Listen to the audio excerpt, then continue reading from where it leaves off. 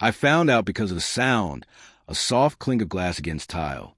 Not a text, not a message, just that small, almost innocent noise that made my entire stomach twist. I walked into the kitchen and saw my wife, Leah, sliding a bottle of wine into the cabinet. Not the cheap stuff we buy for guests, the expensive one my brother had gifted us. The one she said she was saving for a special moment. She froze when she saw me, her hand gripping the neck of the bottle like she'd been caught stealing. "What's that?" I asked. She gave me a tight smile. "Just a bottle I forgot to put away." But her voice, it trembled. "She doesn't tremble." That was the first crack. I didn't say anything at the time. I tried convincing myself I was overthinking.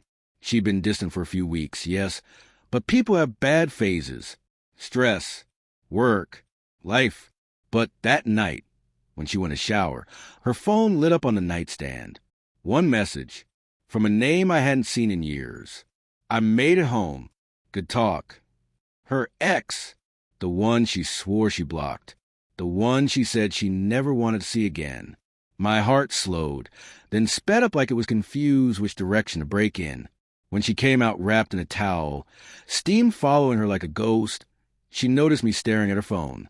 "Oh," she said, eyes widening for a split second before she forced a smile. "It's not what you think." I didn't even ask yet. She sat beside me on the bed, crossing her legs, the faint scent of her shampoo drifting toward me, a smell I used to find comforting. Today it felt like a mask. "Relax," she said softly, almost playfully. It was just a kiss. Just a kiss. The room stopped breathing. "With your ex." I whispered. She tucked her wet hair behind her ear, avoiding my eyes. I ran into him after lunch. We talked. It was nostalgic. I don't know. One thing led to another. But it was nothing, okay? Just a stupid kiss. I stared at her, searching for something, guilt, apology, panic, anything.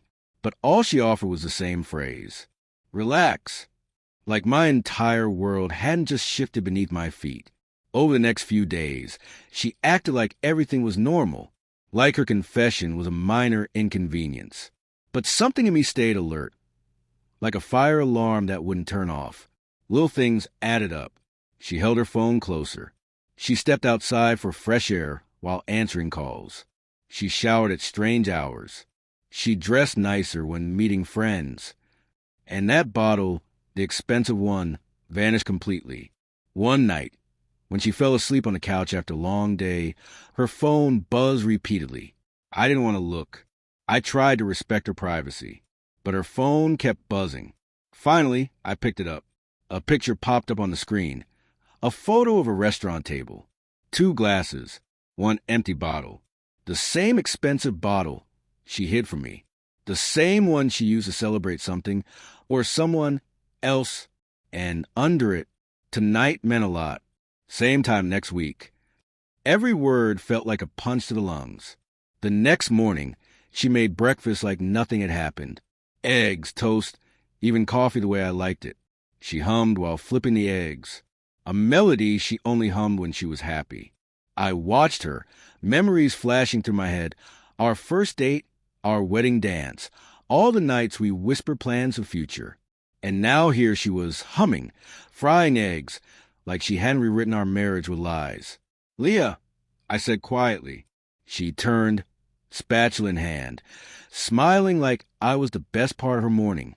"Yeah, I know about the dinner, and the bottle, and the messages." The smile faded. She placed the spatula down gently, then leaned on the counter, eyes glassy. "I didn't mean for it to happen," she whispered. "Then why did it keep happening?" She ran a hand through her hair, shaking slightly. "He made me feel like myself again. Not a wife. Not someone carrying responsibility all the time. Just me." Her voice cracked, honest in a way I wasn't prepared for. "I know I messed up," she said, tears streaming. "But you've been distant too. You've been stressed, tired, quiet." I felt invisible. I'm not saying it's an excuse, but it's the truth. And there it was. Not a villain, not a monster. Just a person who made a deeply selfish choice when she felt lonely. But I was lonely too. And I didn't destroy us for it. I walked to the table, sat down, and let out a long breath. I love you enough to talk, I said quietly. You love me enough to lie. She covered her face, sobbing, please don't leave. We can fix this. We can try. Just tell me what to do. But I didn't have an answer, because betrayal isn't just about what happened. It's about everything that now feels different. Her hand touching mine, her laugh, her promises. Even the air between us felt altered, like we'd stepped into a version of our life where nothing fit anymore. Finally, I stood up. I need space, I said softly. Not forever. But right now, I can't breathe here. She reached out, fingertips brushing my wrist, a gesture that once felt like home. Now it just felt sad. I'm sorry, she whispered. I know, I said, but some apologies don't undo the truth. I grabbed my jacket, walked to the door, and paused for one last moment.